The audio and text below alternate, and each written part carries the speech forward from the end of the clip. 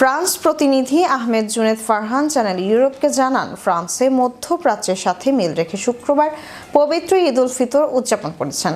এক মাস সিয়াম সাধনার পর ঈদের নামাজ আদায়ের মাধ্যমে উৎসবে মাতেন এসব প্রবাসী মুসল্লিরা।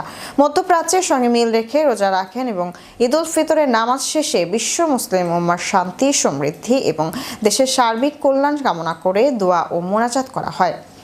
বাংলাদেশি অধ্যুষিত মুসলিম এলাকাগুলোতে প্রবাসী বাংলাদেশিরা ঈদের জামায়াতে অংশগ্রহণ করেন। প্যারিসে গ্রান্দো মস্কুইদুলা পারি এখানে সকাল 7:30 থেকে দুইটি ঈদের জামাত অনুষ্ঠিত হয়।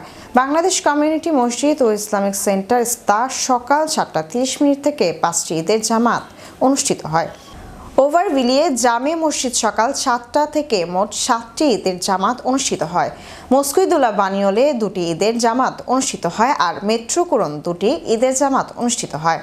এছাড়াও প্যারিস ও প্যারিসের পার্শ্ববর্তী বিভিন্ন জিমনেশিয়ানে গুলিতে খোলা মাঠে পৃথক ঈদের নামাজ অনুষ্ঠিত হয়।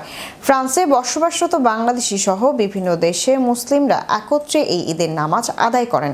ফ্রান্সে বসবাস প্রায় 68 লক্ষ মুসলমান এবার ঈদ উল ফিতর উদযাপন করেন।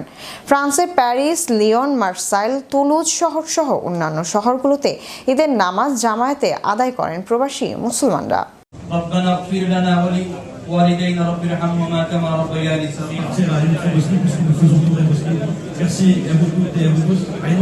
আমরা যেভাবে সহানুভূতি এবং সহযোগিতা এবং সহমর্মিতার মধ্যে আমরা থাকতে পারি, সেভাবেই আমরা যেন সেটা পালন করি।